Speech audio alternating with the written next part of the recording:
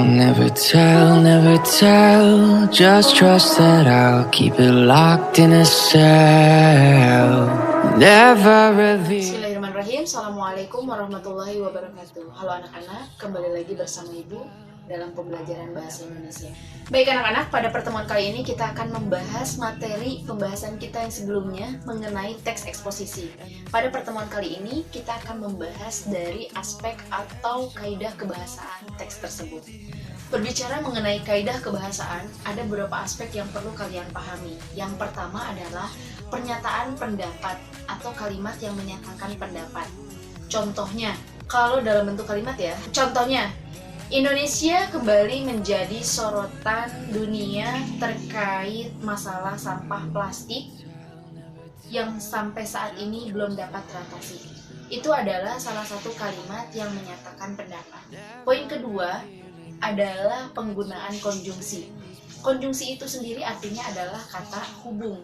Nah, dalam kaidah kebahasaan teks eksposisi, kata penghubung yang sering digunakan adalah kata penghubung kausal atau kata penghubung sebab akibat. Contoh katanya, oleh karena itu, oleh sebab itu, karena, sebab, dan lain-lain.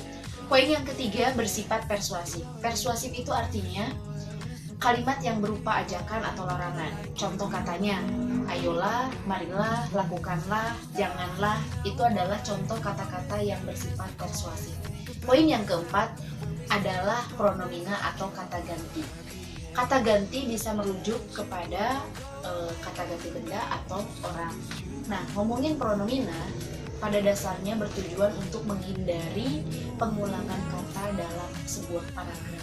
Nah, poin yang selanjutnya yang harus kalian pahami adalah mengonstruksi teks eksposisi. Nah, apa sih yang dimaksud dengan mengonstruksi teks eksposisi? Jadi, mengonstruksi itu membangun atau menyusun berdasarkan bahan-bahan atau alat yang tersedia. Nah, tadi yang Ibu bahas, bagaimana mengonstruksi teks eksposisi. Artinya, itu akan mengacu kepada struktur dari teks tersebut. Tadi sudah disinggung di bagian pertemuan sebelumnya ya nak. Jadi, mengonstruksi teks eksposisi akan mengacu kepada struktur dari teks tersebut, yaitu adanya judul, kemudian pernyataan umum, yang ketiga adanya argumentasi, dan terakhir adalah penegasan ulang dari berbagai argumen. Nah anak-anak, itu adalah hal-hal yang perlu kalian pahami mengenai teks eksposisi. Anak-anak, berikut ini Ibu lampirkan contoh dari teks eksposisi. Silakan simak baik-baik ya. Have to close the door, been a long time, a year before. No secrets you're keeping, these promises strong as a spell. I'll never tell. Yeah, I like you, that's for sure. Never have to close the door, been a long time, a year before. Nah anak-anak, dari contoh yang sudah dilampirkan, kalian perlu pahami bahwa ketika nanti kalian menemukan atau membuat sebuah teks eksposisi, itu harus dikemas dalam bentuk sebuah wacana yang utuh, tidak dalam bentuk potongan-potongan yang seperti Ibu buatkan dalam contoh ya. Pada dasarnya, dalam contoh tersebut itu dibuat hanya untuk mempertegas atau meyakinkan kalian bagaimana sebuah teks dikemas dalam susunan struktur yang baik. Baik, pertemuan kita cukupkan sampai di sini. Pembahasan mengenai teks eksposisi telah kita selesaikan bersama. Mudah-mudahan apa yang Ibu sampaikan dari pertemuan pertama sampai pertemuan kedua ini kalian dapat memahaminya dengan baik.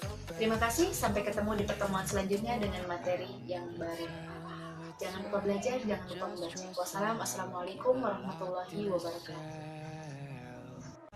And I'm missing you so bad. Gone away a month or more. Every show I call before, I need to hear that voice, 'cause right now I feel like it's been too long.